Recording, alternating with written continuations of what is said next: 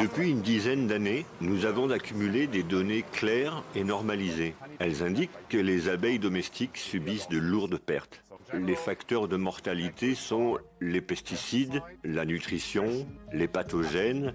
Les pratiques des apiculteurs influent également sur la santé des abeilles. En étudiant les abeilles à l'état sauvage, nous pouvons voir ce que nous faisons aux abeilles. Parce que nous pouvons voir ce que nous défaisons. Quelle partie de leur biologie naturelle nous annulons dans une situation d'apiculture. Réduire les abeilles à la production de miel s'est avéré préjudiciable. Et nous ne prenons plus soin du bien-être de ces êtres vivants. Ça fait longtemps qu'on nous fait croire qu'il n'y aurait qu'un type d'apiculture possible. C'est faux, c'est un de ces dogmes parmi beaucoup d'autres sur lesquels s'est construite l'apiculture intensive. Mais voilà, il y a d'autres types d'apiculture possibles.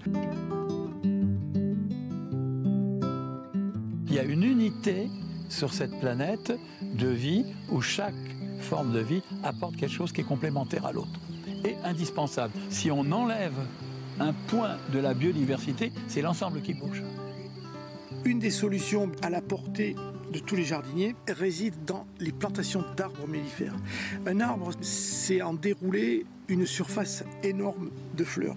Si nous avons des abeilles, nous devons leur fournir des pollens et des nectars de bonne qualité. Alors, nous avons commencé à planter spécialement pour les abeilles. Les abeilles ont besoin d'être en paix. Ils ont besoin de beaucoup d'attention de notre part et de beaucoup d'amour. La connexion est créée entre elle et moi. On est en harmonie, on ne se pose pas de questions, on va voir les abeilles.